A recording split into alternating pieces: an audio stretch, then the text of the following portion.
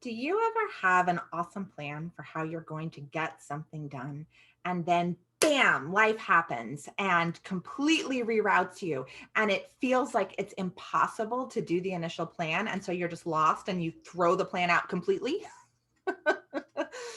This is something I see students with learning differences do all the time. And frankly, I think it's a human thing to do. By the way, hi everyone. I am Gretchen Wegner. I am an academic life coach and expert in all strategies anti-boring for students and parents and educator to de-stressify school and learning.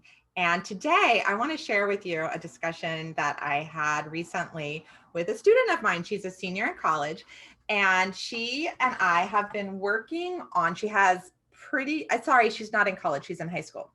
But we've been working on how she can incorporate daily study buddies into her life, especially during COVID and distance learning. But even into the future, as she goes into college, I think this is going to be an incredibly important habit for her to get into. She has pretty extreme ADHD and has trouble focusing on her own, and so just needs other bodies present to co-regulate with.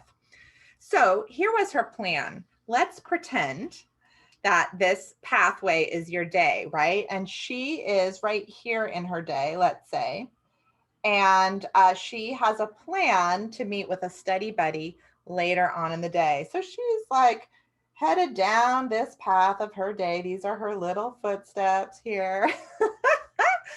And then suddenly an obstacle comes in. Bam, this obstacle happens to be her electricity in her neighborhood went out. And so like she was going to meet with her study buddy on Zoom, and she actually had to completely move total location in order to get even an iota of work done. So she was able to find a place and meet with me. So she was able to find some electricity. And but she reported to me, she's like, I don't know what to do. I'm not going to have a study buddy today. And like, I really need that study buddy. And as she was talking, I didn't even have to say anything. As she was talking, she was like, wait a second. I'd been assuming that I just don't get a study buddy, but I guess I could make a different plan for a different way to get a study buddy. Yeah, like this particular friend can't do it, but maybe another friend can. And so right there during the session, here, let's make an alternate path right there during the session, she realized that she could actually reroute and head down this path instead. She texted a friend, a different friend, and that friend said, oh yes, I definitely need to get some work done. And so they made a new date for themselves. So this was study buddy number 2. It wasn't number 1, but it's still like, thank God for the plan, right? Because having the initial plan allowed her, when an obstacle came in, to actually just shift it to a slightly different plan. And it's one reason I like to say that plans are meant to be made, but not always followed, because sometimes life happens. But if we have made the plan, then we have some clues already about how we might shift the plan. And it hadn't occurred to her until just talking it out loud with me that she didn't have to give up completely, that actually the initial plan was still doable just with the new person.